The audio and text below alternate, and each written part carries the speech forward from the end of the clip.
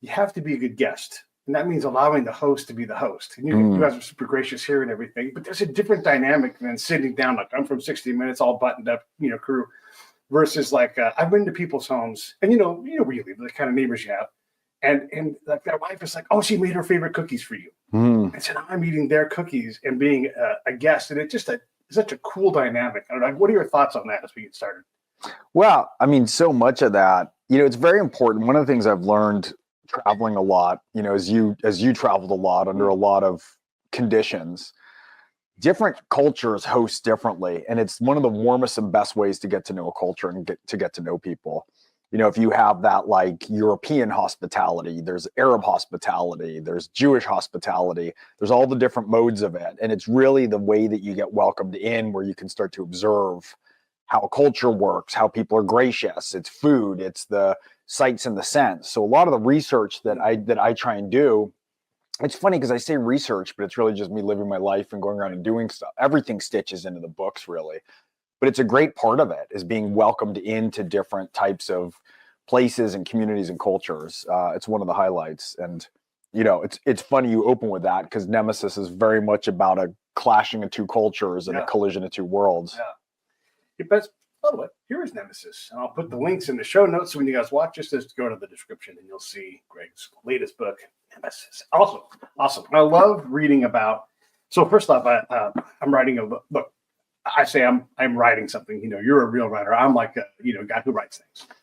And I got invited to write in a compendium of stories based on like crime stories told in the LA setting. And I'm like, well, I type into, and I'm not a big ChatGPT guy, but I type into the AI thing. I'm like, what's a premise for a Stephen J. Cannell, Mark A. Larson, LA detective type story? And then it gives it to me. And it was just wonderful to have that kind of inspiration to see what their formula is. But now I'm writing for this thing, right? It's just going to be a little, 2,000 to 8,000 word thing. It's not nothing, but it's fun to play in that space and take my experience and apply it to like, how would I be a detective, for example? I'm going to throw a little bit of living on a trailer in Malibu, because Malibu's they're going to have trailers for building things, and so there's all those things that go into these classic formulas for stories.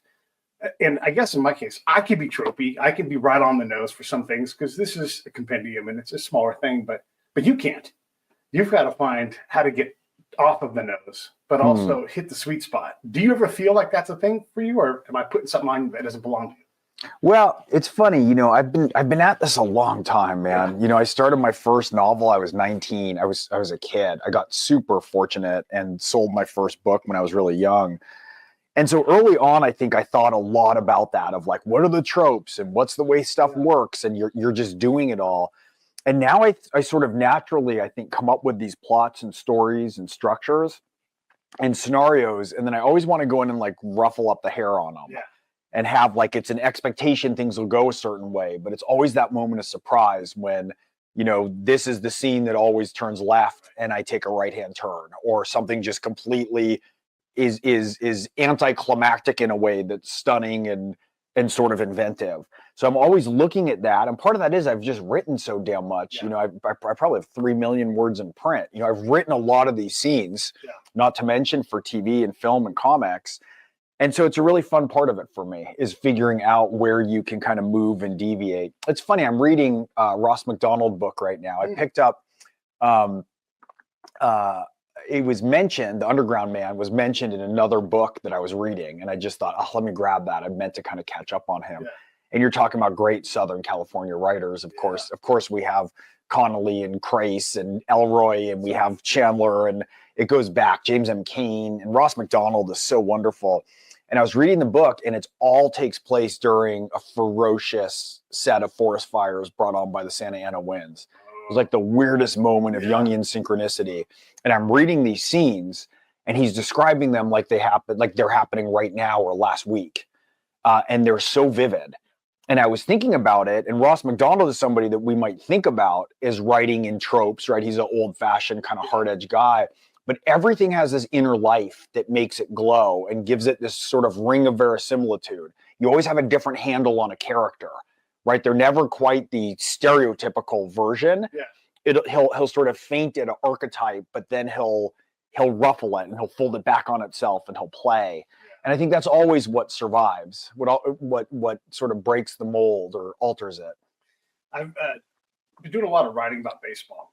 And I like baseball and I like to go back. So I'll go into like the newspaper archive and I'll read the old sports writers. And it's fantastic. They're writing about boxing, and then you read the boxing accounts and they're so detailed. And these guys are just taking fantastic notes because they're like, and it's not just a right hand, it's a booming right hand or whatever that, the descriptions. And I don't want to say we use less adjectives now, but there is a richness that I'm not used to in the writing. I mean, even like old Jim Murray, another great LA writer, he wrote sports, but he was so wonderful with how he saw things. You do a lot of this too, by the way, like a watermelon smile, like these things that are Steinbeckian, Star Rattled Sky, that's Steinbeck, these short little things that really nail it. And Jim Murray was great at looking at someone and describing a batting stance or an attitude. It's really, that richness in the older writers is something that I'm trying to bring into what I'm doing. Like, how do I play around with some of these words? It's funny because, you're talking about this within different genres, and some of my favorite writers who write in a noir, what I think of almost a noirish style, are in different forms. Like if I read Christopher Hitchens, he's so wonderful in language, and he has this sort of Chandler-esque edge. He's of course gone, but there's a writer who I admired and read profusely when he was at Vanity Fair, called James Walcott. He's another one of these writers who constantly uses alchemization of words. Like he'll take a noun and turn it into an adjective, and he'll put like these compound adjectives together. And it's the stuff that's so evocative. It just arrests you with an image. And it's wonderful to find. Another writer who I absolutely adore, who helps me a lot in the Orphan X books, especially when I'm writing about Aragon Oria, is Luis Oria. I named Aragon, I gave him his last name. He's a Pulitzer nominee. He wrote The Devil's Highway. He's just an exceptional writer. And I keep telling him, dude, I want him to write like a hard structured piece of crime fiction, because the way he plays with language has so much charm and wit, and that alchemization that you're talking about, like Star Rattled Sky, a lot of that was, I have a highly practical degree in Shakespearean tragedy, my master's degree, just in case my career as a novelist didn't work out. I could have people banging down my door.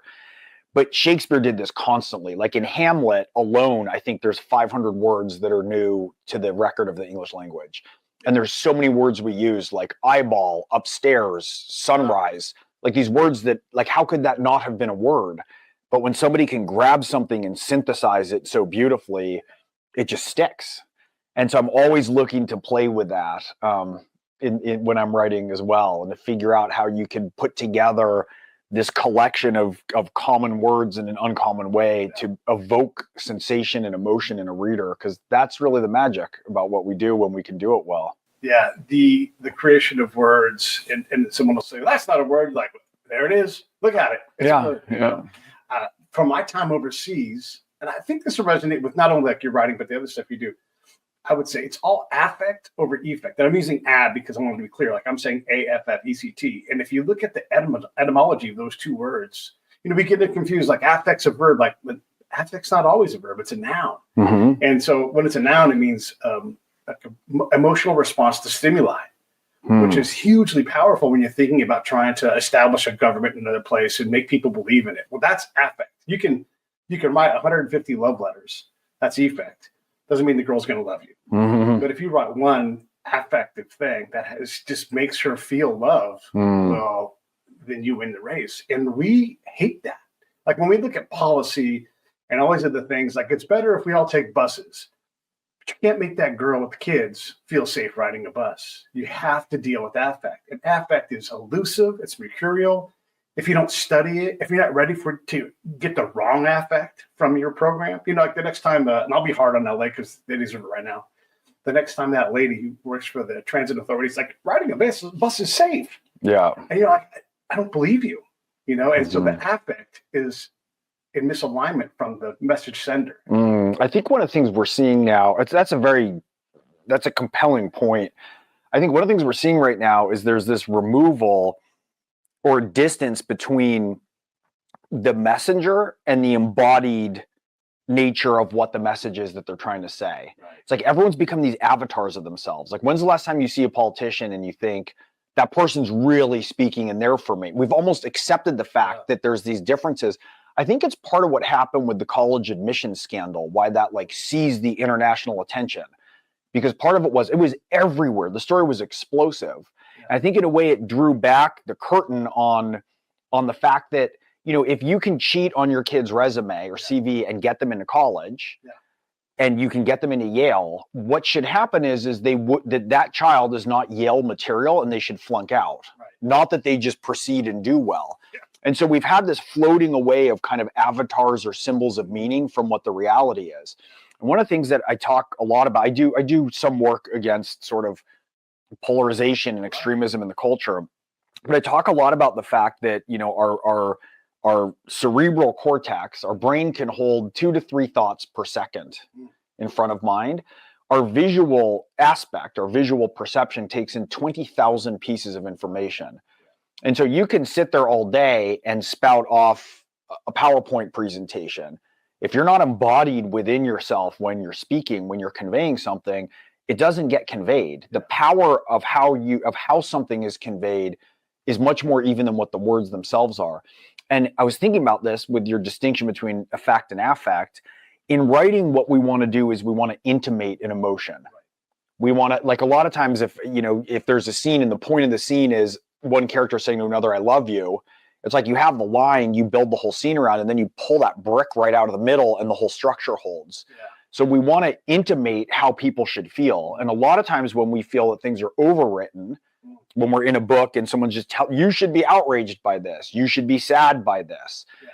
It's a reliant on a lot of tropes, like going back to, you're talking about received stereotypes versus living and breathing writing. Yeah. Living and breathing writing, it sort of points us towards something and it lets the reader make the connection within themselves. And a lot of things function that way. I remember one of my books, early book of mine called You're Next. I had a scene in which there's these 2 characters, and one of them is a huge guy named Dodge, big, tough guy. He's very taciturn. He doesn't say very many words at all. He says 1 word per chapter. And I just always made it that the word was the most eerie possible word. And there's a smaller guy who's always very kind of chattery next to him. And I had a scene where they do a home invasion and they need to get answers from people.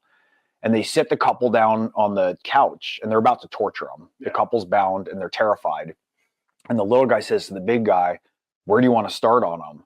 And the guy has a duffel bag on his shoulder and he dips his shoulder and the duffel bag falls to the floorboards with a clank of heavy metal machine, tools. And he just says, "Joints." And I end the chapter there. And I was at a book signing, book comes out, and this woman came up to me and she said, "I have to tell you, I love the book, but the superfluous violence, like the way you described the torture in that scene, it was too much for me to bear." And I thought, lady, that's all you. I ended the chapter there. I didn't show anything. Yeah. Because if I stop there and move out of the chapter, she's going to fill that with everything that she has in her that's her worst fears. It's the shark unseen in Jaws. Yeah. It's the unseen. And the same thing is true for hopes and disappointment and vulnerability and aspiration and certainly horror. Is the things that we don't see, the things that we indicate and then leave to the reader, are the things that tend to find more resonance. Yeah. Boy, that resonance, that's fantastic. Trying to describe something that's so scary that you can't help but imagine what it is. There's so many examples of that. My buddy, he bought a puppet. He's a comedian. He bought a puppet. So I would stand in view just off stage and I would voice the puppet. And so there's already a little bit of comedy there, right? Because it's like the theater of the absurd. The puppet, and he's a white dude, the puppet is black. And so there's no racial comedy in this at all. But people would look at it and they would bring themselves to this. Like, what do you mean? Like, it's just a puppet. And we're just making small talk. And look, it's just when you bring yourself into something and you assign something to an outcome, to a person or to an event, whatever it is, a lot of it is us. Like, how many of our modern problems are me? How many of our modern problems are, like, when I talk about like Israel and Hamas on the show, a lot of times I'll say, when does the politics stop? Like, the one side hates Netanyahu, but he's been the prime minister most of the last 30 years. So it's a fact. Like, that guy continues to get elected in, So there's politics going on there. There's their politics, our politics, regional, and all of a sudden you realize, like, where's the room for the actual conflict? Because there's so many players in these complex things that are bringing themselves into something that it's very hard to describe, like when the problem is defined and when the problem is external. No thoughts on that? I don't. I mean, I'm just listening to the breakdown of that. I mean, it's weird because I think there's a dial we can turn too far in either direction, right? And let's for simple terms we can call it left and right. Right. Yeah. You turn the dial towards liberalism, you get too much openness, you get too much moral relativity. Yeah. You get, well, everyone's the same, right? The situation's complicated, so every perspective is the same, no matter what anybody does. And if you turn it too far to the right, you get too much rigidity and certainty, right? And you get a center that then is brittle, that can't hold. And so a lot of what I think a lot about in terms of conflict resolution, in terms of America, and this country is such an unbelievable gift. It's so precious. And I think we're starting to remember that again, and we're starting to see other places in the world of what it is we don't have. But for this country to function well, what we really need is a robust set of both parties. We need, or both representation. So liberalism and conservatism. And just to be clear, those map quite imperfectly on the Democrats and Republicans right now. But those two notions really are the gas pedal and the brake of how we navigate complex change in a culture. So liberalism tends to be higher trade openness, like let's go, let's innovate, right? Let's experiment. Those are the visionaries, right? And conservatism represents the traditions that hold things together. Those are the CEOs versus a visionary, right? That's the two parts of the brain. And so together, if they're both working in concert and moving against each other, we can navigate complex change very well. But when someone just stomps on the gas, we go off a cliff or smash into a wall. And if we stand on the brake, we don't go anywhere. And so it's this constant dialogue and exchange that makes sense. And what's beneath all that, what's beneath, to me, all the partisanship and all the screaming and screeching and psychopathic algorithms and bad faith players and foreign psyops that are run through social media. What's beneath a lot of that is the fact that if we have that balance, if you take something that's simple, like obviously the immigration issue is just immense. And so you have a slogan that says build a wall. That's a very strong conservative message. It's protection around in-group, sort of health and security. And the job of liberals is to say, okay, but if you build that wall and make it impenetrable, then new ideas and people won't come in and will stagnate and die. The answer isn't to smash it down and have everyone come in. The answer isn't also to make it, 1,000 miles high and then we insulate and grow brittle. And so that negotiation in so many ways is sort of the genius of what America has accomplished, is that it's an exchange between those two notions to continue to innovate, but to continue to hold and respect the traditions. And that's really where the true regard gets to if we tack and lift our gaze from partisanship that's fed to us in ever increasing, machine algorithm ways, and we lift our gaze to a shared value set. When we can understand that even people who think and perceive and make meaning different from us are oriented towards the same goals that we are, which is, community and its stability and its security and its health and its daring and its adventure and its innovation. It's all these, and it's care for people who need care legitimately. And it's, it's merit and it's equality of opportunity, not equality of outcome. There's these whole set of traits that we can engage. It's so funny that our conversation so far has been moving very much into sort of this cultural moment. It's so much of what was on my mind and foremost in my mind in a lot of ways when I was writing Nemesis, though obviously it's through a way more personal filter. I never write books from like the abstract down. Like what's a theme, right? What's happening politically? How do I make a metaphor for the political situation? I just think about characters. But what's naturally happened in Nemesis is, in Orphan X and Evan Smoak, I have a character who's told, and I repeat in every book, when he was taken out of a foster home at the age of 12 and trained to be an assassin, his handler and father figure tells him, the hard part isn't making you a killer. The hard part is keeping you human. And so it was inevitable in a way that here in this 10th book, at some point, if he becomes more human And if he establishes a friendship, which he has with Tommy, he understands and is starting to figure out to speak the strange language of intimacy he was never taught. When you have intimacy, when you have a relationship with somebody, people are messy, man. Yeah. People screw up your schedule. They screw up your perfect Assassin's 10 Commandments, right? Evan's OCD. They leave smudges on things. It's messy. And so here he has a conflict with a friend who is beloved to him, who he can't deny the friendship. And yet their two systems of how they make meaning and prioritize things are in a clash, and it's a battle between them. Yeah. And it's pushed to the surface. And it was a very moving book to write for me. I believe I picked up on that in that I was watching your episode that you did on Jordan Peterson's show, and it talks more about the other side of what you do. And I was like, man, these two books are aligned. So I went all the way back to the first Evan Smoak book and started listening to like the early parts of those relationships that happened, just to kind of get a vibe for it. I didn't spend like 25 hours, doing all this stuff. I'm sort of skimming through and trying to find things that made sense to me, but I continue to get taken back to that. And then a thing I want to add on top of this is I like to ask the question, and you were just talking about this, but diversity and unity are not great antonyms, but they're antonyms. And if everything is diverse, you can't get anything done, right? And here in California, I'll pick on us because we can take it. Everybody, everything, every organization have rights. And so you go to court and you're like, I don't think this is right. I'm going to go talk to the man, woman, and they're going to decide for me. And then if they don't get my thing I want, then we're going to go up higher and higher and higher. And so that makes it so that we almost ossify into this very conservative thing because everybody has rights. So no one is allowed to simply just march forward and make sure the reservoir is filled or make sure that this other thing or prioritize, things like, okay, we want to help here, but we have to master that. We struggle with that because we're a very diverse place. We love our diversity, but that denies us the productive unity. Unity can be brutal and exclusive. So we don't want that, but you also have to have a leader who can take all these different things and get it to go in the right direction. If everybody's got their hand up with a great idea, nobody has a great idea. I think I have a couple thoughts about that.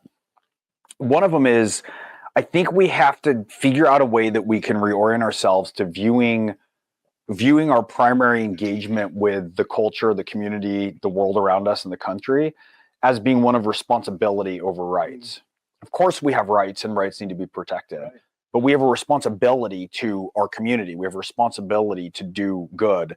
The other thing that I think a lot about is I think the word diversity now has been too politicized. It's sort of a captured phrase. One of the phrases that I like a lot better is variance or varied instead of diversity. And when you're talking about this, I think one of the failings that we have and why I talk a lot about tacking to this shared value set, why that's so important is we don't have a clear hierarchy of values. So in a lot of ways, if somebody comes in and their highest value is inclusion, it's like inclusion is a great value. Yeah. It should be 17th. Right? Like inclusion, if it's the top value, whether you are a orchestra or a sports team or a platoon, inclusion isn't the primary value because if it is, then all the groups cease to have meaning. So it's important, but also what's important is that we're tacking to sort of measurable results that are based on merit. And in my own life, in my own community, in my own family, in my own professional community, I just look for the best person for whatever job. I look for, friends who I connect with. I look for the best agents and the best managers. And, sure enough, my community, my professional community, it looks like America. It's people from all over the place, right? Because if you establish a very broad scope of your openness, you're going to draw talent from all across everything. But you can't go forth in a venture with inclusion being the primary value at the top of all things. And we have to sort of redefine that and redefine what that is. Responsibility is a good one, Truth is a good one. Because I think if you're not starting from truth, everything's fruit of a poisonous tree. If you're starting with manipulation and you want to manipulate numbers this way because of your ideology, and you want to tweak things more left and make the science match that, or you want to move things more right and make things rigidify around that. If you move towards truth and that's the North Star, everything else can sort of fall out under that. And I think we've gotten ourselves removed from that, and we've had a confusion of phrases that are ideologically produced that are sort of masquerading as the highest value set. Yeah. Yeah, there's a lot to be said for that. When we activate and try to get things done, conclusion, whatever it's going to be, our activist set tends to not know when they've won. They tend to like push and push and push until it's like, hey, I can't care about that anymore. I've given you what I can give you. This other problem over here, or all of these people's homes burned down. Yeah. All of these major things. So your quadriary or quintiary concern, okay, great, we'll get back to that. But for right now, why did this happen? Was this preventable? You and I know the Santa Anas were horrible during that time. You can't fly an airplane or helicopter during that. But there's also other problems, and it appears to be other problems. And beware anyone who's snapping them all black or white. Like it's the conditions were absolutely horrific. I went out on my balcony last week. I almost got blown off the balcony. Yeah. We had 100-mile-per-hour hurricane winds, and sparks were flying. Yeah. Could we have been better prepared? Is there also an aspect of our governance that was lacking? Absolutely. Is there an aspect of the fact that we have gotten softened with luxury, myself included, and we got a battle plan together as fast as we could? But there's a lot in terms of preparation. There's a lot in terms of community responsibility. There's a lot in terms of political competence and management, and there's a lot of the conditions such as they are. We live in a space that's designed to burn itself down once in a while. But we could do a lot more planning. We certainly could. Yeah. Well, and also that all of those things, these preventive steps, they all take money. And I don't see a whole lot of people in the I want more taxes line, Well, I think there would be more if we felt that there was a lot of transparency on how our taxes are being used. And if we could see reports with some measurable results and progress. I think part of it is we have a lot of distrust and our disconnect. I think it's why we're in such a populist moment, because we pay more taxes in California than almost anywhere. Right. New York pays double the taxes in Florida and has a completely different situation around crime. So the ratio of taxes, when distrust is high, we need transparency. I think we need a game plan that is marked out in advance and then is transparently reported on, which doesn't just mean everything's perfect, because as you know better than anyone, no plan survives first contact with the enemy. But if people can come out and say, look, we went this way, it didn't work, 10% of that's waste, we're cutting losses, we're reassessing here, here's what we've learned, here's a measurable report of where we are, people I think would be happier to put more money into these resources if they thought they were being used intelligently and not peeled off for these other sort of ideological causes, like you were saying. And people don't want to be asked to support a cause that isn't aligned with reality in their reality, just like people don't want to be forced to celebrate things that they merely are willing to tolerate. Tolerance is a pretty high bar for some people. I mean, we've seen all intolerance. Yeah, all of that you just talked about. When you look at, we'll talk about leaders, like political leaders, and their inability to say, this is 100% on me. I'm the person, I wanted the job. Whether the boss is Donald Trump, Gavin Newsom, Ms. Bass, any of those people, if they stand up and say, this is my fault, this is my mistake, I'm going to get going on it and fix it, I'm going to be able to forgive that more easily than someone's like, I don't know, my arm, it's broken. Because I see too much of that. I don't see that character that a leader has to display, and that there are mistakes. From my time, a lot of the spying I did, I got 4 tasks: help the commander win more, lose less, enemy lose more, win less. And if we're trying to establish a government and I can't find it in town, but everybody's saying the government is powerful and the people love it, like, well, that's a lie. And we saw that lie all over Afghanistan. We saw it all over Iraq. I'm never going to call the cops. I don't trust the cops. I don't trust the courts. But I'm watching the briefings, and none of it is in alignment. And this is the same way we look here when we do our ideal things. Homelessness. Or pick a topic. We struggle with that truth that you were just talking about, and we do not like it when someone like Schellenberger or somebody else brings back truth that we don't like. We tend to push that person to the side and say, we just need more. We just need whatever it is. We don't reliably fix that problem. It comes to a breaking of previously held conceptions. Like we talk about the failing of the institutions. We don't always talk about how painful that is to let go of. Like I went to Harvard back when that was something to actually be proud of, and watching its utter deterioration into sort of feckless insanity, there's something that's really hard in that, and there's a letting go of and a mourning that takes place in some ways as you accommodate and assimilate to a new reality. Schellenberger was on the seam. I've met him since. But I didn't catch up to him in time to vote for him on my progression. And in hindsight, I certainly wish that I had.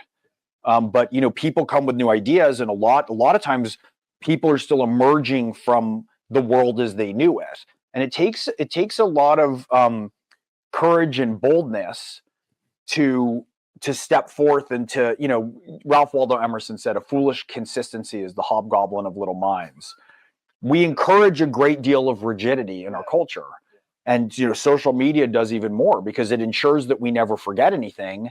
And we also don't have any structures by which we forgive, right? So if somebody leaves the path, they're sort of, if someone's canceled, there's not a process by which they can be uncanceled, because cancellation is an extrajudicial mob action, largely stoked in certain ways by anonymous people online. It could be bots, it could be foreign people. It's a difficult process. It takes courage. It takes a leap into the unknown.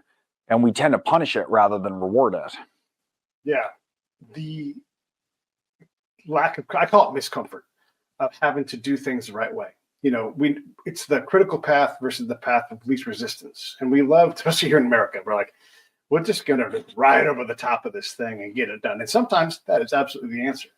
But so many times it is that hopping, sometimes backwards, stone to stone, maybe getting a little wet and making mistakes. I always talk about, like, when you work overseas, spying, whatever it's going to be, not making mistakes is the first mistake. It's all fraught with error. Nobody knows how to stabilize a country. And stability it's elastic. It takes tremendous strength to pull that band and then get anchors that stay. This place is remarkable. Like, if we all drove around the nation more and met our own neighbors, we would see what a remarkable place. It's so rare to have this much space, this much resources, this many people from these many places, and to have it work. And I'm saying work, right? It does work, though. It's an interesting exercise when you meet someone from Texas who looks at California and is like, "You guys are crazy." My friends who for military guys are like, "Do you carry a gun wherever you go?" And I'm like, no, I don't. It's not that dangerous here. Like, there are dangerous areas, there are dangerous things, but we just don't see enough of how great we are here to understand maybe how to fix or how to pick problems. 80% to 90% of Americans agree on almost everything. Right. If we can get to the personal, part of this is, and I think this might be why I have some of these extracurricular pro bono ventures into the culture to try and fix things, because so much of this becomes wordplay.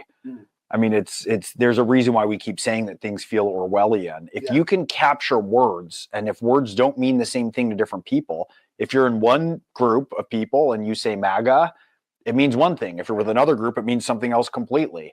Same with Black Lives Matter, same with patriarchy, same with gender. Like, once the actual words themselves even become laden with different meanings that are representative of things, we're losing the tools to communicate. And it becomes very much like a Tower of Babel, where we're lacking even the means to have a shared frame of reference within language.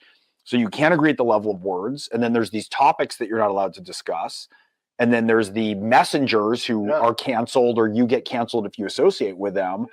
And it's this constantly driven kind of bifurcation into different realities that we're seeing. And we forget, if you get down to the level of person to person, there's so much agreement in America. Every major topic, we've pulled it. Abortion, border, social security, race, gender. You go down the list. It's almost every single topic. If you don't phrase it like an asshole, like if I do a poll and I say, I believe in climate change, you might get in the 40%. If you say, I believe climate change is a hoax, it's the same thing. I wrote one question to say, America we should keep clean and take care of our skies and seas and fields and streams. 94% of people agree. So if you're looking for and phrasing things to get consensus and build from there, we can get consensus and build from there. If you're phrasing things to use catchphrases that are litmus tests to divide us, there's going to be litmus tests that divide us.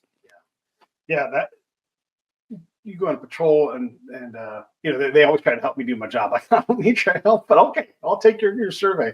And then I read the survey, and the first question, it's a platoon going out in Afghanistan, right? And it's like, if I gave you a radio, would you take it? Yes. Okay. So all the answers come back yes. Would you listen to this program? It's all closed questions, yes, no.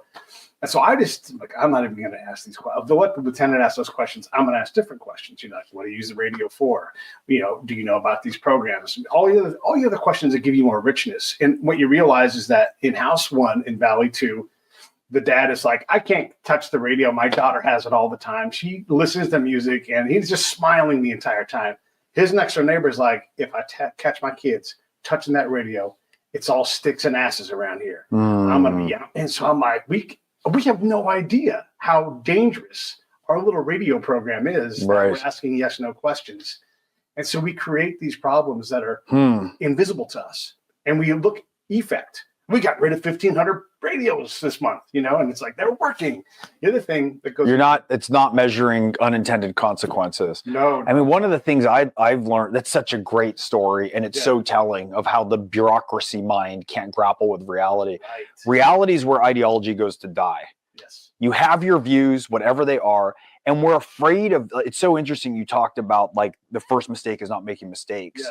You have to go in and get messy and cancel stuff. And whenever I'm working in a cultural intervention, the first thing I think about is, look, 99% of these make everything worse. Right. What are all the ways that this is failing? What's all the negative input? Let's test everything to make sure that this is being received the way it's intended.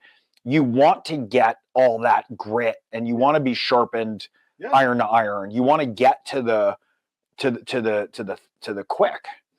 But you have to be willing to take a lot of slings and arrows. The slings and arrow part. So I'm in Iraq, same program, radios, etc. And the person in charge is like, here's the broadcast circle. It's this big. That covers what we estimate to be 5,000 people. And then here's the next circle. Here's the next. So look, I'll go out, turn the radio on, static. And so I come back and I warn the guy. I'm like, I'm going to brief it. There's no radio signal out there. That is not working. You're right. There's radio programs. None of them are where you say they are, and none of them are ours. And so the guy blows me off, whatever. And so he briefs. I got to raise my hand. I warned him, I gave him every chance. And I tell the boss, I'm like, none of those radios exist. None of them are broadcasting. And then when I went to the locations where they were supposed to be, there's no physical radio there. I don't know where they went. I don't know anything else, but I can tell you that those 5 circles don't broadcast. And then the boss loses his mind. He's very controlled. His face gets red. He holds his face. He's like, and he looks at that guy and looks at me. But that it's that organizational thing where I came back and I gave this guy every chance to go, oh, shoot, let's figure this out. And by the way, I take that same story because I was in the same area in Baghdad for a while. And I would bring the briefings from the last 4 units. And I'd say, let's do the radio. However, here's a bunch of failure. How do we deal with it? And the younger guys couldn't get it. Some of the older guys, I'm talking majors, guys in their mid-30s, late 30s, those guys can be like, oh, let's slow down. Because I'm like, here's all the grit. We've already made these mistakes. Measure twice, cut once. Right, yeah. We don't like that, though. Well, we don't. And we've really, we've denigrated efforts of people to negotiate and compromise and misstep. And you can't think without talking. And when you make the cost so high that if you say the wrong thing, you can have massive reputational and financial damage inflicted on you that wrecks your mental health, that ruins your family. The stakes are too high. And if we can't do it, if we can't negotiate and grapple with words, we're going to do it with fists or knives or guns. That's why the First Amendment's the First Amendment and the Second Amendment's the Second Amendment. It's like, let's get it done with the First Amendment. Let's not run out of words. Yeah. Well, I've had you for plenty of time, and I want to make sure we talk about the book one more time. Here it is, Orphan X, Nemesis. You guys, put it right there. Get that. The link will be in the show notes. That's where you can get it. I love it. I love this book. Like I said, I went back and started reading the first one again, and it was great to get a chance to preview this with you. Great to talk about culture, too, because I always want to talk about that with you. It's wonderful. So thank you very much for coming on. I'll let you have the last word, and then we'll wrap it up. Well, it's great to see you again. I appreciate this, and I'm out on book tour. I'm doing a big book tour for this one. It's sort of it's a culmination in a lot of ways of all the first Orphan X books. You can jump on board with this one. It's a standalone if you want to just pick it up and read it as is. But there's a really shocking ending to this one that after which nothing's going to be the same. And I loved writing it. And I'm touring everywhere. I'm going to be in Florida, New York, and a bunch of stops in Texas and California, and I'm just going, Ohio. So look me up at gregghurwitz.net and find me on social media and come out and say hi on the tour. Hey, thanks for watching the show. I really appreciate it. Right here, you can subscribe. Please do that. It makes the show grow. Hit that notification bell so you know which incredible guest is coming up next. Down below is the PayPal link. You can put a small subscription in. That is an enormous help. All that money goes right back into the show. And then right up over here are the next episodes you should listen to, curated by yours truly. Thank you so much for watching.